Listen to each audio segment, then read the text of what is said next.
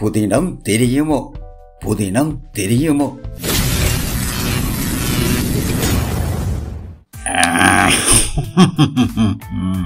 மங்குயிலும் மரக்கொத்தியும் கூடு திரும்ப தடையில்ல, நாங்க மட்டும் உலகத்திலே நாடு திரும்ப முடியல, நாடு திரும்ப முடியல.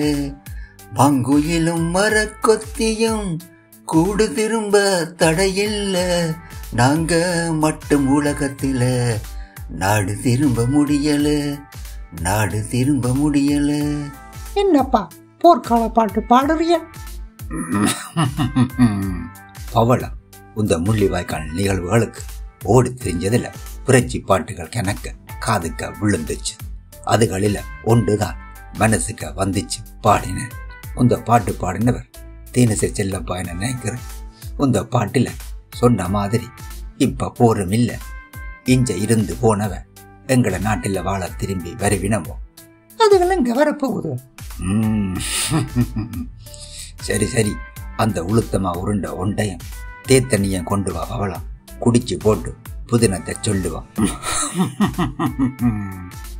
நேற்று உதயன் பச்சிக்கு ஒரு டெலிபோன் கோல் வந்ததாம். சுண்ணாகத்துல இப்ப படுத்த படுக்கையா இருக்கிற முந்தின போஸ்ட் மாஸ்டர் திருநாவுக்கரசு தான் கதைச்சவராம். எனக்கு காது கேட்காது, அதால நீங்கள் சொல்றது ஒன்றும் எனக்கு கேட்காது. இன்றைக்கு உங்களோட பேப்பர் பார்த்துட்டு சில விஷயங்களை சொல்லணும் போல இருந்தது, அதுதான் கதைக்க எடுத்தேன்னு சொல்லி போட்டு ஆள் முழங்க தொடங்கிட்ட.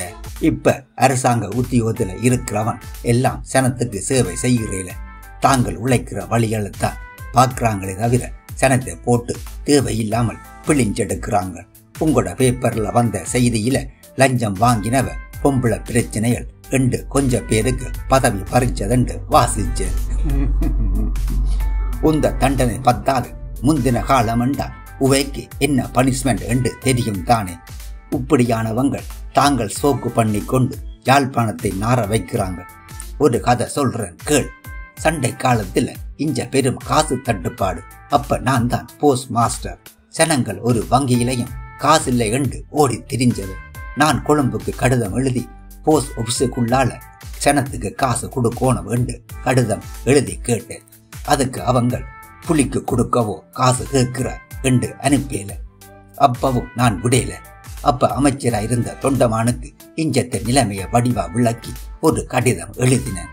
ஜனங்கள் காசு இல்லாமல் எப்படியெல்லாம் கஷ்டப்படுகுது என்று அந்த கடிதத்துல சொல்லி போட்டு, இந்த காசுல ஒரு சதம் கூட புலிக்கு போகாது, முழு காசும் சனத்துக்கு தான் கொடுப்பான், அதுக்கு நான் பொறுப்பா நிக்கிறேன் என்றும் எழுதி இருந்தேன். அதை வாசிச்சு போட்டு உடனேயே தொண்டமான் மக்கள் வங்கி பெரியவருக்கு அனுப்பி யாழ்ப்பாணத்துக்கு உடனே காசு அனுப்புங்கோ என்று அவரும் சிபாசு செய்து எழுதியிருக்கிறார். ஒரு அமைச்சரே இப்படி சிபாசு பண்ணிக்க இனியும் சும்மா இருக்கிறாது என்று மக்கள் வங்கியால அப்பவே 50 கோடி ரூபாய் எடுத்தந்து சனத்துக்கு கொடுத்த நாங்களடா. நான் போஸ்ட் மாஸ்டர் தான், ஆனா பியோன் மேல் சில வேளை செல்லடி பிளேனடி என்றா வர மாட்டினான். அதுக்காக கடுதாசிகளை தேங்க விடையிலுமோ நானே சைக்கிள்ல போய் அவ்வளவு கடிதத்தையும் வீடு வீடா கொடுப்பேன். இப்ப இருக்கிறவை மாதிரி நாங்கள் ஏசிக்குள்ள இருந்து கொண்டு இப்படி சம்பளத்துக்கு மேலால கிம்பளம் வாங்கி கொண்டிருக்கல. சனத்துக்காக சேவை செய்த அதிகாரிகளும் இருந்தவை என்று எங்கட சனத்துக்கு தெரியணும். இப்ப இருக்கிற அதிகாரிமாருக்கும் தெரியணும். அப்பத்தான் கொஞ்சம் என்றாலும் அவைகளும் வாங்குற சம்பளத்துக்கு சேவை செய்வினம் என்று சொல்லி போட்டு போன வச்சிட்டார். அவர் சொல்றதுல ஏதும் பிள்ளை இருக்கோ? நரசன் சொல்றதும் உண்மைதானே.